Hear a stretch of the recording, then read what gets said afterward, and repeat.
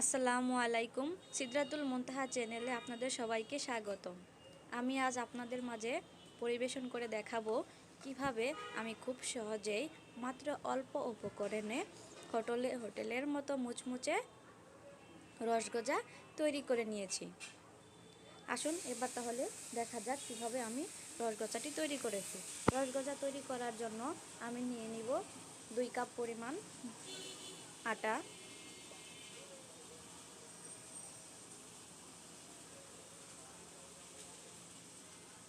এইভাবে রসগজাটি তৈরি করলে খেতে অসাধারণ মজা হয়।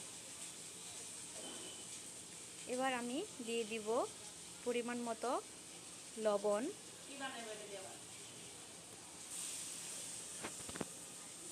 এবং গজাটি মুচমুচে হওয়ার জন্য আমি দিয়ে দিব সামান্য পরিমাণে বেকিং পাউডার এবং সামান্য পরিমাণে রান্নার তেল। এবার আমি সবগুলো উপকরণ ভালোভাবে মেখে নেব। দেখেন এ পর্যায়ে আমার মিশ্রণটি এরকম হয়েছে। এ পর্যায়ে আমি মিশ্রণটি তৈরি করার জন্য অল্প অল্প করে পানি অ্যাড করে একটা সুন্দর ডো তৈরি করে নিব। আপনার ডোটা যত সুন্দর হবে রসগজাটাও ততটা সুন্দর হবে। দেখেন এ পর্যায়ে আমার ডোটা দেখতে এতটা সুন্দর হয়েছে। ঠিক এরকম স্মুথভাবে একটা ডো তৈরি করে নিতে হবে। এ পর্যায়ে আমার সুন্দর একটা ডো তৈরি হয়ে গেছে। এ পর্যায়ে আমি ছোট ছোট শেপে ডোগুলো কেটে নেব।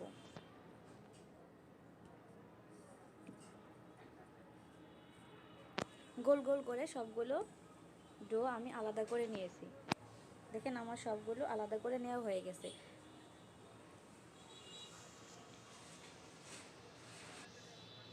এবার আমি একটি বেলানির সাহায্যে এগুলো লম্বা লম্বি শেপে বেলে নেব। বেলে নেওয়ার আগে আমি একটু তেল লাগিয়ে দিব যাতে করে এটা লেগে না যায়।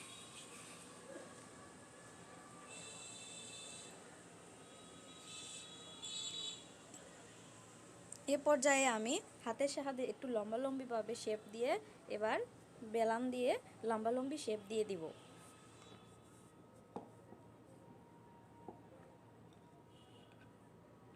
এইভাবে খুব সহজেই আপনারা ঘরে রসগজা তৈরি করে নিতে পারবেন। এভাবে রসগজা তৈরি করে নিলে বাজার থেকে আর কিনে খেতে হবে না।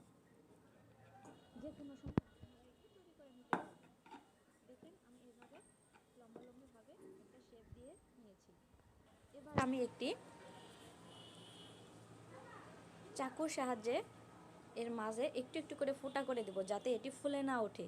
ফুলে উঠলে আমাদের যে পরবর্তী রাউন্ডে শিরাটা তৈরি করব সেটা এর ভিতরে ভালোভাবে প্রবেশ করবে না।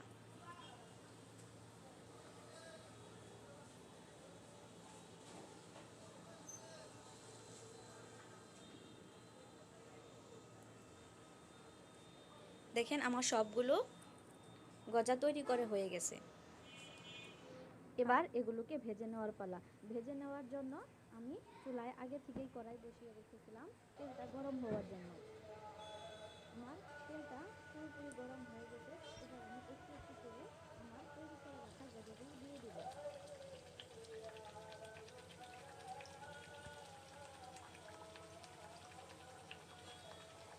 চুলার আঁচটা অবশ্যই মিডিয়ামে রেখে ভাজতে হবে, নয়তো পুড়ে যাওয়ার সম্ভাবনা থাকে। এরপর আমি একটা চাকনির সাহায্যে উল্টে পাল্টে দুই পিঠ লাল লাল করে ভেজে নেব। গজাটা যদি আপনারা লাল লাল করে ভেজে নেন তাহলে খেতে অনেক মুচমুচে ও সুস্বাদু হয়।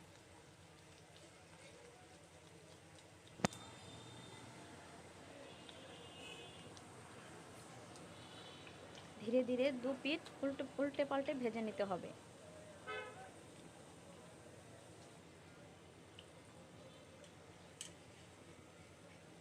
এ পর্যায়ে ভাজা হয়ে গেছে, আমি এটি ছাঁকনির সাহায্যে উঠিয়ে নেব। এভাবে আমি প্রত্যেকটা গজা লাল লাল করে ভেজে নেব। আমি আরও একটি গজা আপনাদের দিয়ে দেখিয়ে দিচ্ছি কীভাবে কত সুন্দরভাবে গজাগুলো তৈরি করে নেওয়া যায়। মাত্র অল্প উপকরণে আপনারা ঘরে এটি খুব সহজেই তৈরি করতে পারবেন। আশা করি এই ভিডিওটি দেখে আপনাদের অনেক ভালো লাগবে। অপর পাশে আমি শিরা বসানোর জন্য চিনি বসিয়ে একটু পরিমাণ মতো পানি দিয়ে দিয়েছিলাম।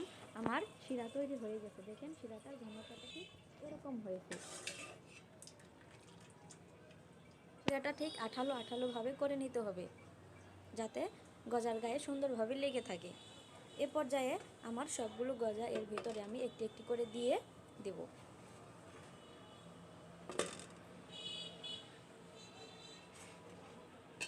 আমার সবগুলো গজা এর ভেতরে দেওয়া হয়ে গেছে। এবার আমি উল্টে পাল্টে প্রত্যেকটা গজার গায়ে শিরা লাগিয়ে দেব।